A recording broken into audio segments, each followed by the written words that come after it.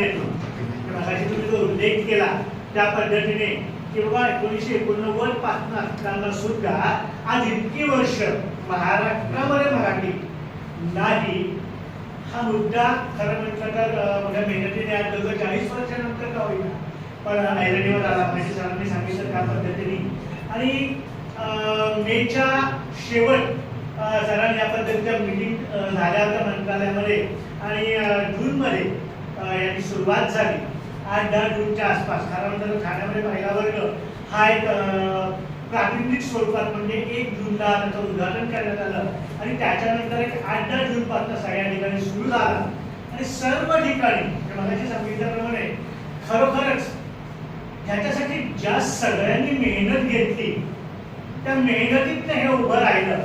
वर्ग कुठे कुठे घेण्यात आले जसं सरांनी सांगितलं नवले सरांनी पहिलं उद्घाटन केल्यामुळे कुठे केलं तर ऐन दुपारी 12:30 वाजता जूनमध्ये पावसाचा मागूस नव्हता 12:30 पाऊण वाजता ब्रिजच्या खाली म्हणजे जो वरते ब्रिज आहे त्याच्या खाली उभं राहून उद्घाटन त्या ठिकाणी केलं.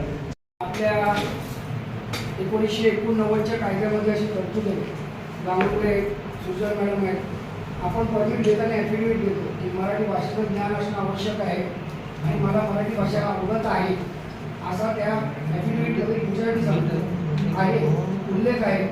पण तो उल्लेख कुठे होता तो काही सापडत नव्हता. आता तो सापडला प्रतापजी सरनाईकांमध्ये. त्याचा सगळ्यात जास्त आनंद आम्हाला झाला कारण इथे 40-50 वर्ष आमच्या महाराष्ट्रात येत आहेत राहत आहेत करोडची प्रॉपर्टी करतात. आमच्यासाठी मराठी बोलू शकले नाही हे आमचं दुःख होतं. त्या दुःखाला कुठेतरी चांगला वाव मिळाला. परत एकदा खरोखर सांगतो प्रताप सरनाईकांना खरोखर धन्यवाद द्यायला पाहिजे. त्यांच्या याला मी टॅग आहे मी आता ते जे काय घडलं ते पाठवणारच आहे. आपला जो कार्यक्रम झाला आहे तो.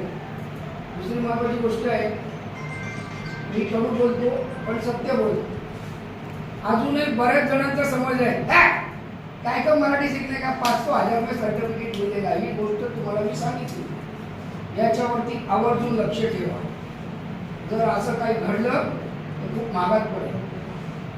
मी एवढी तुम्हाला विनंती करतो माझे 2 शब्द सांगतो पण हे थांबवा. प्रत्येक गोष्टीत भ्रष्टाचार थांबवा.